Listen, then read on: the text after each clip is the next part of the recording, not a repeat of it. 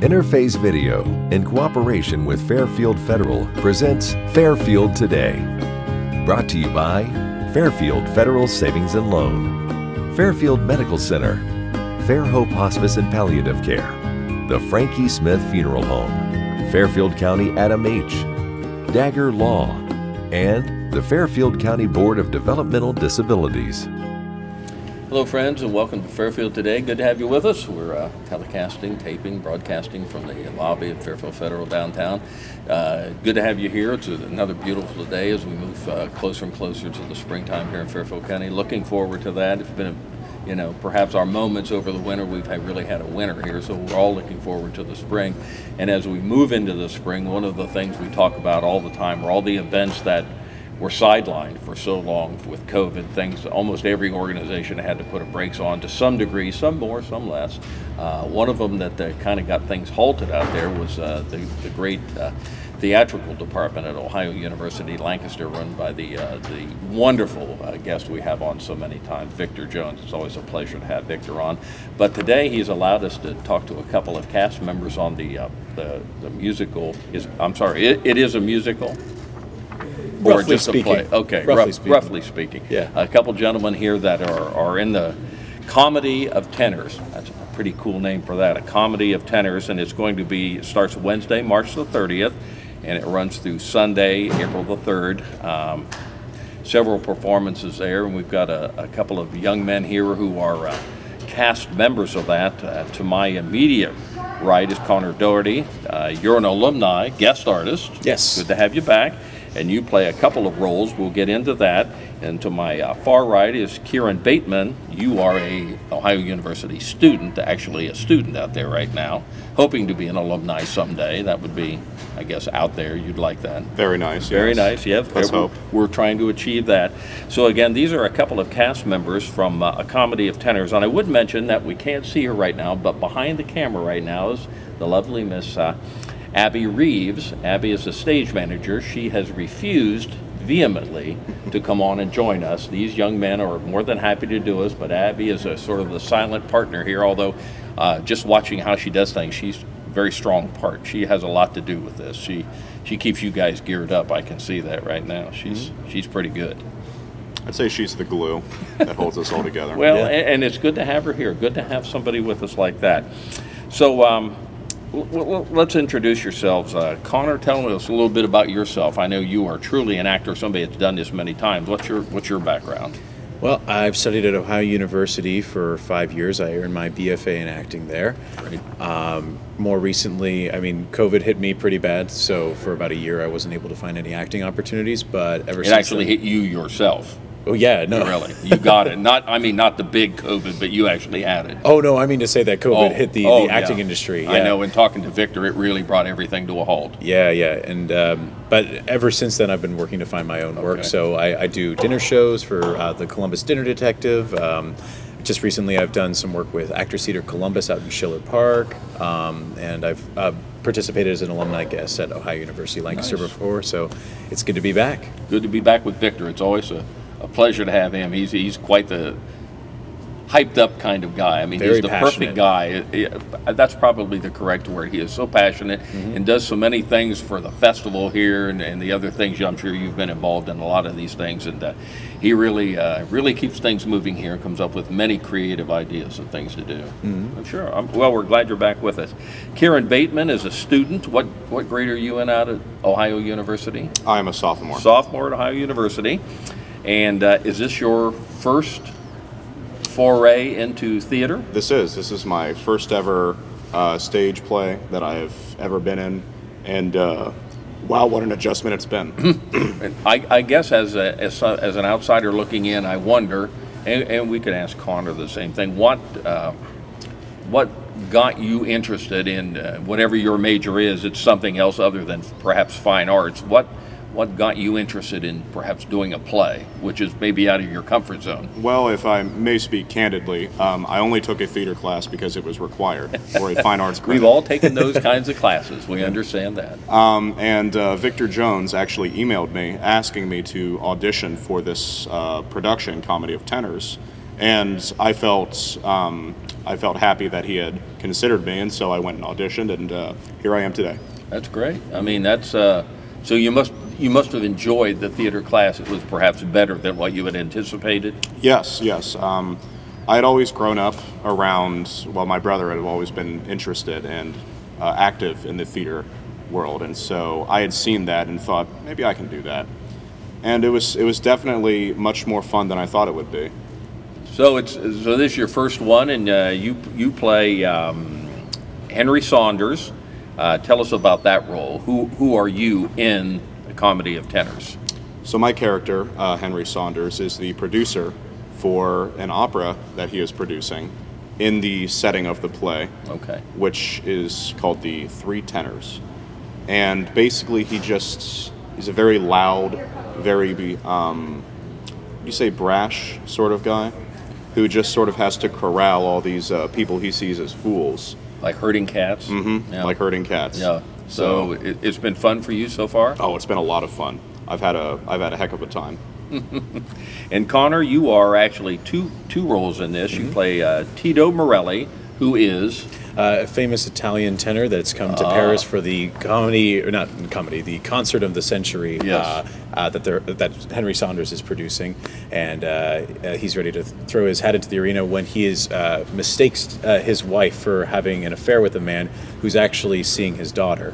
And then they find Beppo the bellhop, who is his exact doppelganger working in the hotel. Which is your role also? Yeah. Okay. And they use him to stand in for Tito Morelli. Oh. And so there are mistaken identities, some misunderstandings in conversations that lead to some very farcical elements, lots of slapstick, lots of classic French farcical tropes that I'm sure a lot of people will find humorous. I'm sure you find it enjoyable doing two roles that are play off each other like this. Oh yeah, and it'll be very challenging too once we finally get it on stage, because I'm going to have a lot of costume changes that are just right back to back to back, because you're immediately going into one room, you change character, you go right back in, and then you're someone else, and so it's just trying to be as fast as you can, trying to keep on your toes. So well, it sounds like a lot of fun, and Comedy of Tenors sounds like just a wonderful event. Now again, it's Wednesday, March 30th. That's the first performance, and it runs through Sunday, April the 3rd, and couple of performances there. Exciting time.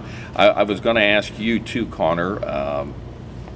You've always wanted to do this. I'm assuming you're something in the fine arts area. You've enjoyed this for many years now. Mm-hmm. Yeah, it takes a lot to want to pursue something where it's not necessarily your career. It's not necessarily what puts meat on the table, but it is your passion. You know that nobody else is going to cultivate it for you. Only you can cultivate your love for it, and you've got to find that reason that keeps you coming back for more. So I found mine, and I certainly haven't stopped, and I don't intend on stopping anytime soon. Well, it's like you say, as I mentioned to these guys, I have a grandson that's an actor out in L.A., and he's on the show Chicago Med. And I watch the gyrations that he has to go through. Mm-hmm. Now he has another job. He's like every actor in LA. He's really a waiter trying to become an actor. I mean, that's what Jeremy does. And so many of them, I'm sure you have a lot of friends that do that for a living too. So it's something that it's not going to give you immediate gratification now, but you hope as you continue to work and improve in your craft, that's all you can expect, I guess. Well, and I mean, there's certainly a lot of gratification from doing the shows too, finding new ways to challenge yourself, finding new roles that you haven't expected to try out before, and seeing how you adapt to those, because every time you approach a role, it's different than how anyone else could have. It's how you interpret it and how you bring life to that character on stage. And Victor gives you that freedom to do that, to kind of build these two characters to some degree how you think they should be? Certainly, it's a collaborative process. So I bring a little bit of my idea while I've been rehearsing alone in my room, and then I bring that to the stage, and then Jones sees what he likes, what he doesn't like, and we converse, find out what works, what doesn't work, and keep working from there. Kieran, have you found this to be pretty satisfying in your first one? Again, I don't know if you had an expectation level of what you should do. Victor's a pretty great guy to be around. I mean, he is so forceful. I mean, he is just always such a positive guy. Has it lived up to your expectations doing this first one? I'd say it's been a very positive experience, actually. I've really enjoyed my time getting to know the cast and working with Victor, because he's a very easy and good person to work with, I would say. Has any of this, and again, I'll ask you, and probably Connor, the same question, is any part of this role really challenging for you? You found you really had to stretch to get that done? Yes, specifically, there are many points in the play where I have to yell very loudly.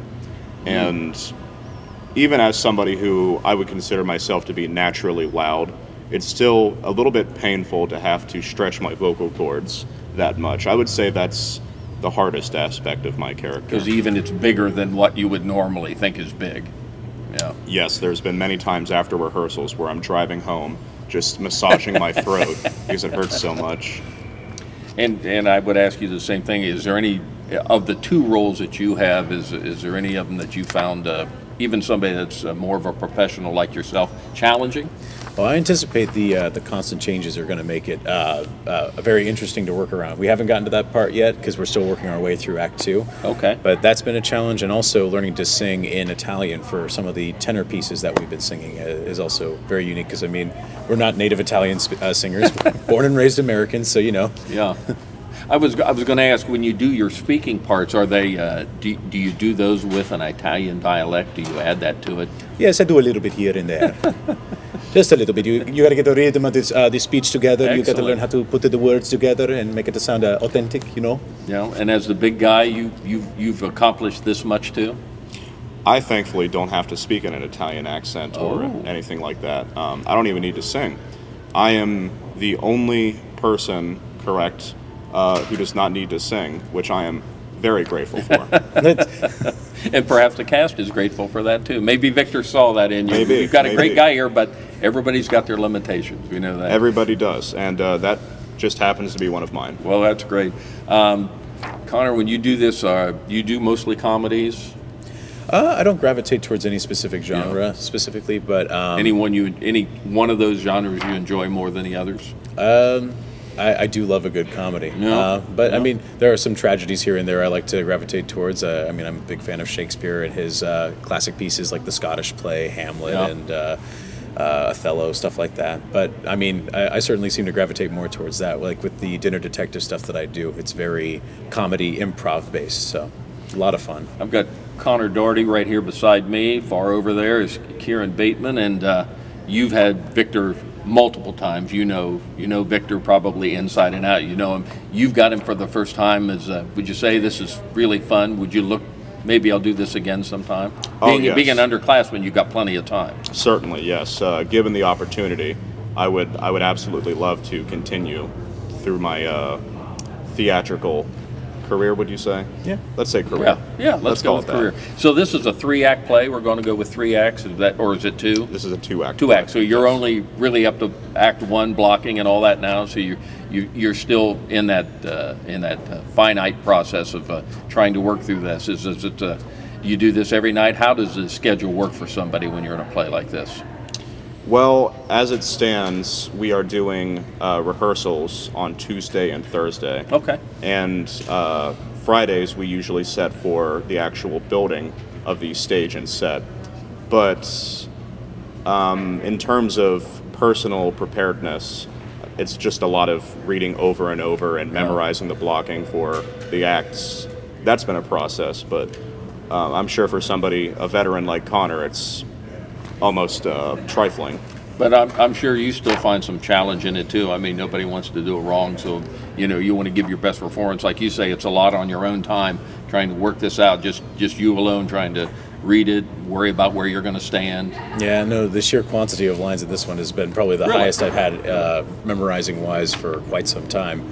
I think the last time I had to memorize this many lines was I Hate Hamlet a couple of years ago. So I'm a little rusty, but I'm getting around to it. Connor Doherty is with us, and he plays 2 roles in A Comedy of Tenors. And Kieran Bateman, to my far right, he's Henry Saunders, an exciting role, no doubt in that. So we wish you fellows the best.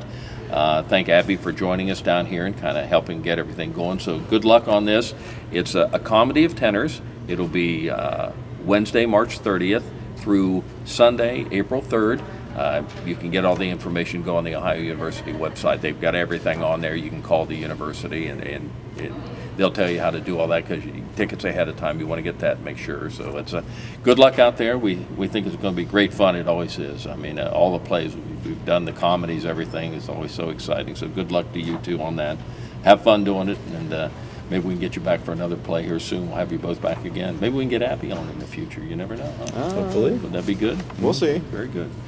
Good to have these fellows on with us and joining us on Fairfield Today. We'll be back in a moment.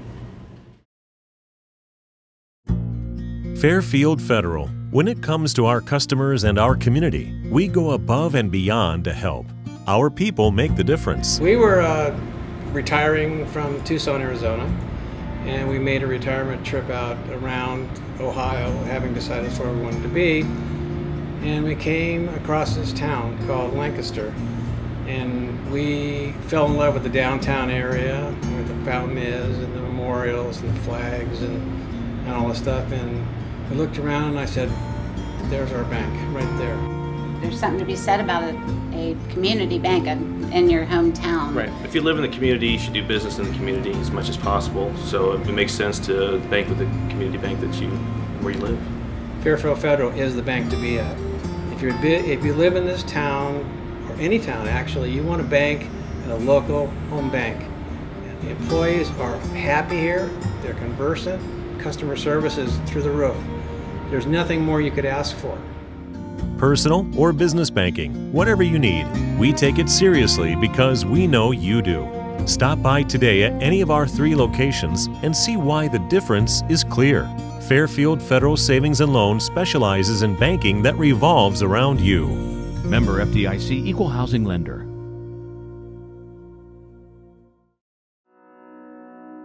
The Frankie Smith Funeral Home and Crematory in Lancaster and the Johnson Smith Funeral Home in Baltimore have a long and wonderful history of serving our community. Feel free to give us a call at 740-653-0652. Stop in and see us at either of our 2 locations, 405 North Columbus Street in Lancaster and 207 South Main Street in Baltimore. Respect for tradition, regard for change. Welcome back to Fairfield Today. We appreciate all the good fellows, guys and girls coming down from Victor Jones' production and comedy of Tenors there. That we love to have Victor on, but it's good to see the young people that he has working for him here. It's going to be a great play. So later this month, we think that'd be a great opportunity. Get a hold of them early, because tickets are at a premium for the Victor Jones productions out there. It's always a fun comedy of tenors out there at Ohio University Lancaster. Well, we'll change gears a little bit. It's not actually a comedy of tenors here, but it's been through the winter here. We've got a lot going on in Lancaster and Fairfield County, and one of the organizations that really are involved when things kind of get tense outside, when things get excited in the county with the weather and other events that go on, is emergency management. Good to have on with us the director of that, John Coaches. John, thank you for joining us. Good morning. Exciting time. We pretty much gotten through the winter, we hope now, and it's been an exciting winter. Yeah, if we were a play, we'd be a drama, for sure. And not a comedy, it would not be a drama. Yeah. So you guys are really involved in the, we were talking about something, the sheriff has a new app out, and he got a hold of me and says, you ought to get that, so I did, and that is a wonderful tool, and you guys are real involved with the sheriff's department in that. Yeah, we're really promoting the Sheriff's Office app as a way to get emergency communication with our app, with our notification system called Alert Fairfield. Mm-hmm. This app is able to give a little bit more targeted information, as we experienced in this winter storms, the snow levels that the Sheriff's Office puts out.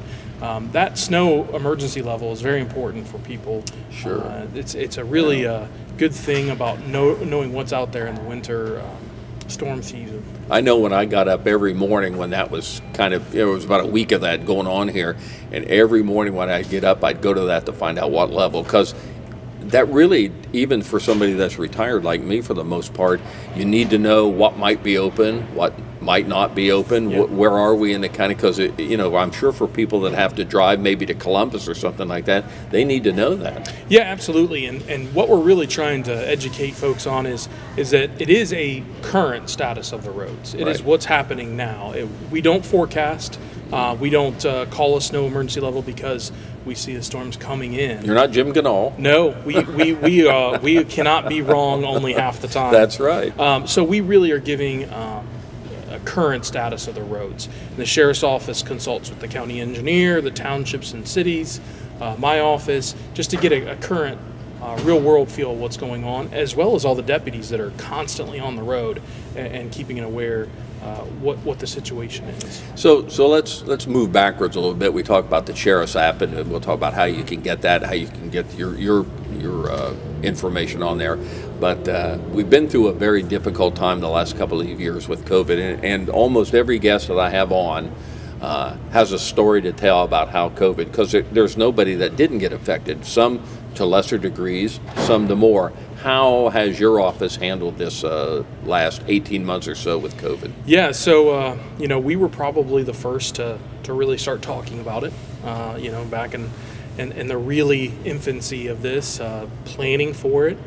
We've always had a plan for what we call special and emerging pathogens. Oh, that's the plan. That's really anything from Ebola, West Nile, swine flu, H1N1. We've really practiced this and lived some of it with H1N1. So as we came into COVID, it really changed our pace and our focus on what we were going to be looking for. Didn't think it would be now 2 years in. Did not expect that. And obviously it definitely impacts us personally. It's been a long time.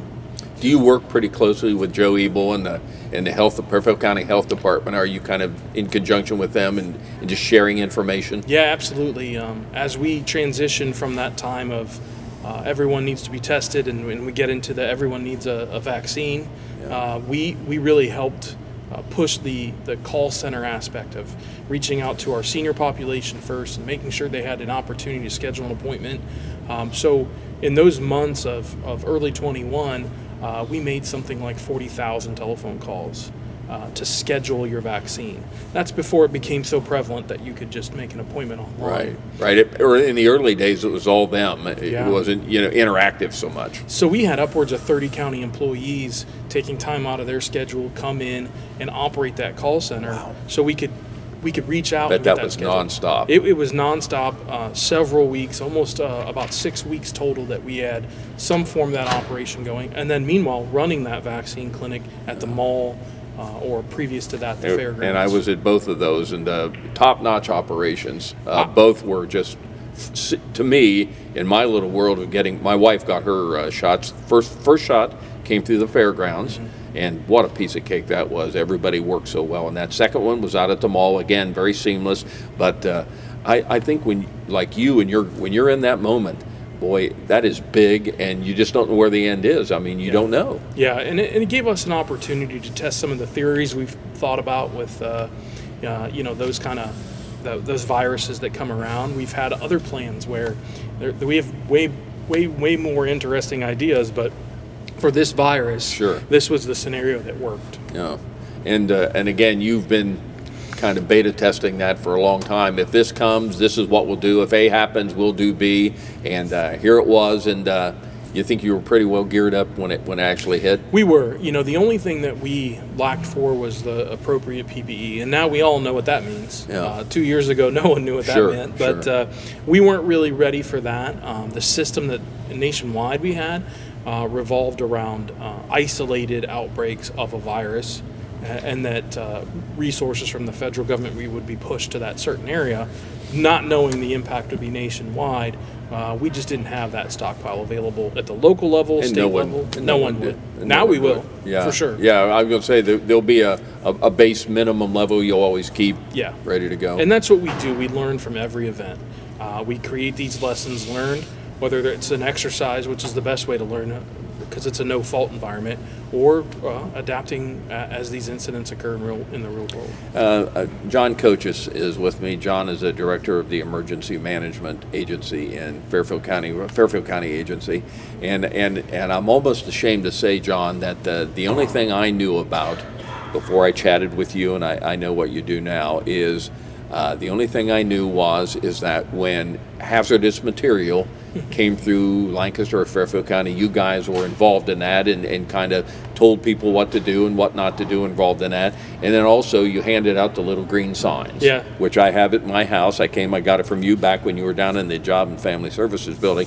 But that's all I understood what you do. You guys have hopefully, and I'm sure you like being in the background a little bit. We do. Because if you're in the foreground, that means something's going on. Absolutely, yeah. We're what we like to call the world's best insurance policy. It's best if you don't ever have to use it. We don't want to use you. It's just there, just to make you feel safe. But we do a lot of preparedness work. We do a lot of public outreach and try to get people to have a sense of personal preparedness. That's our real message, so that we can be all better prepared as a society when things do happen.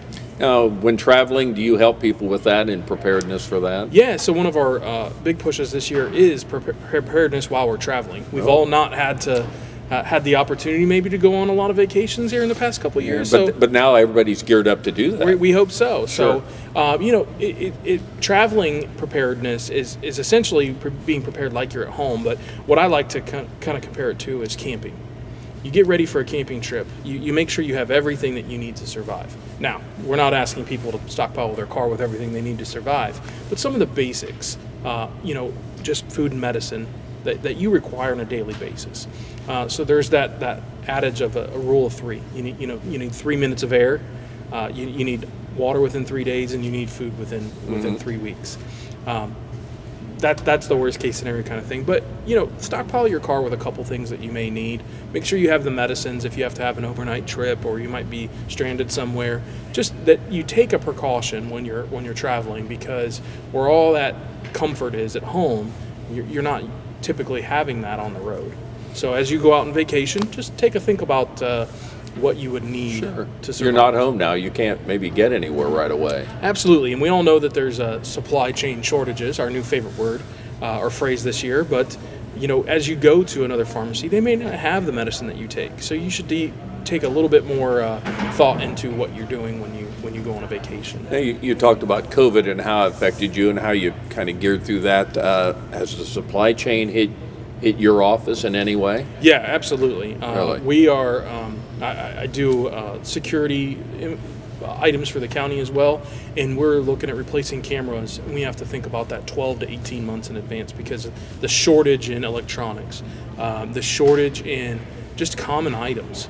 Not really sure what it is. I hear a lot of theories, but I know that in the end, we're trying to regain a sense of normalcy, and that is going to kind of drag us along a little bit. Sure. Well, like I say, and a quick question before we kind of get to the sheriff's app again. Sure. You've had to make, I'm sure, dramatic changes in your office in the last 18 months, even because you guys were in on it early on. Do you think if we ever do completely get out of this, which I'm not sure we will, maybe we will, but if we get out of this, are there changes you've made in your office that you can see going forward you would want to do that? Yeah, absolutely. It's, really? Adapting to the virtual environment is something that we really have prided ourselves on, and the ability to respond to emergencies in a virtual way. Okay.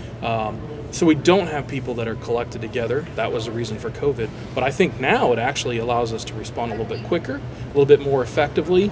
I don't know how many countless hours I have gotten back by not driving to a meeting in Franklin County or somewhere else. Now we can do that virtually and then get more done in a day. Sure. So I think it has impacted us in a positive way. More people are accepting of that virtual world. Oh yeah, they understand it now. Yeah. Sure. And we've got about a minute or so left. So on the sheriff's app, that's something you can get on. It's in wherever you find your apps, you can find it there. Mm-hmm. And the sheriff's office can give you information on how to do that. Now, is there something on there that pertains to you that people sign up for separately? That's a great idea. As you were talking about, I was thinking about, man, I should really ask the sheriff to put our Alert Fairfield connection in there. Alert Fairfield is the notification system that's been around 15 years. Yeah. And you can sign up for that, and you will receive text, email, phone call, however you choose, emergency alerts, automatic tornado alerts, hazardous material warnings, things that are at the highest level of And where do they get that information to sign up if it's just within your office? The main website all redirects back to our website. Is that the county website? Yeah, fairfieldema.com. Okay. If you want to go directly to it. Okay. But if you search Alert Fairfield, we've done a really good job, and we've been around a while for branding.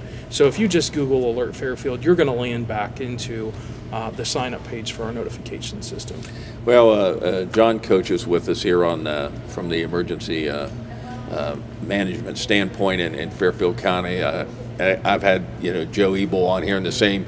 You just do things you never thought you'd had to do. You hoped you'd never had to do, but now, if it comes in the future, at least you're kind of been geared up and been there, done that now. Yeah. We this long pace type of event is something that I would like to not experience again. But that's to say I really don't want to experience tornadoes too much either. Sure. So we're thankful you're here. I think I'm the only person that everybody probably wants to not have a lot of work to do. And don't take it personally. That's okay. You understand. Right. We have other things to promote preparedness, to make plans so that we can all respond a little bit. Well, again, a good insurance policy, as you indicated. We're glad you're here. We hope we don't have to use you. Right. But it's good to know that you're in our hip pocket and got a lot of good information. Go on their website. Tons of good information on there of what they do on a day-to-day basis or on an emergency basis. So thanks to you and your staff down there for all the good work you do to keep us safe. We appreciate it. Thank you. John Coaches from Fairfield County Emergency Management Agency. We want to thank you for joining us too. Again, you can find us here on Spectrum, or if you want to go on YouTube, we can find our YouTube channel on there. You can see John over and over again if you'd like to have him on there and just hear all this information again. So thanks for joining us on Fairfield Today. Interface Video, in cooperation with Fairfield Federal, presents Fairfield Today.